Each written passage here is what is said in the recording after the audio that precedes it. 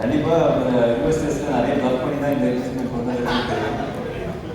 But jokes அப்பா அவரை பற்றி நிறைய சொல்லியிருக்கேன், நிறைய பேர் எல்லாருமே சொல்லிட்டாங்க. பட் வெரி ஜென்வன் பர்சன், அதுதான் நான் சொல்லுவேன். ரொம்ப ஜென்வனாக போய் சொல்லுவார்.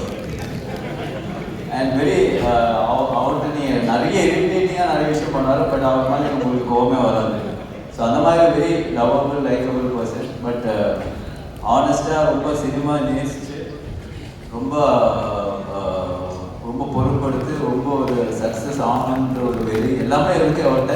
பட் அதெல்லாம் வந்து வெளியே காட்டிக்காமல் ஒரு ரொம்ப ஒரு கூலான கைன்னு சொல்லிட்டு அவர் போர்ட்ரேட் பண்ணியிருக்காரு. But at heart this work is definitely one of the best கைன்னு நான் சொல்லுவேன். சிவா சொன்ன மாதிரி அவர் 400 வருஷமாக இண்டஸ்ட்ரியில் இருக்கிற மாதிரி தான் நம்ம வந்து அவர் பேசுகிறதும் பழகிறதும் அப்படி தான் இருக்கும். அவருக்கு தெரியாத ஐட்டம்ஸ் எதுவுமே இல்லை சினிமாவில், எல்லாமே அவருக்கு தெரிஞ்சது தான். இப்போ வரப்போகிற ஏஐயில் கூட அவர் நிறைய சொல்லுவார். So but honestly all the best Sineesh.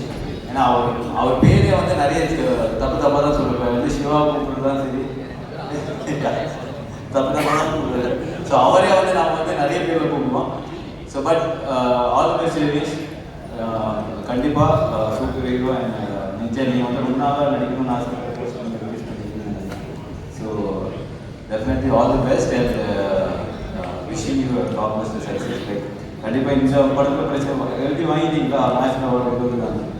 So definitely கண்டிப்பாக இந்த படத்துலேயே definitely it's an entertainer. Definitely பெரிய என்டர்டெய்னர் சொல்லியிருக்காரு கதைலாம்.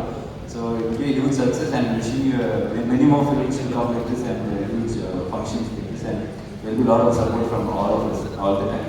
Take care.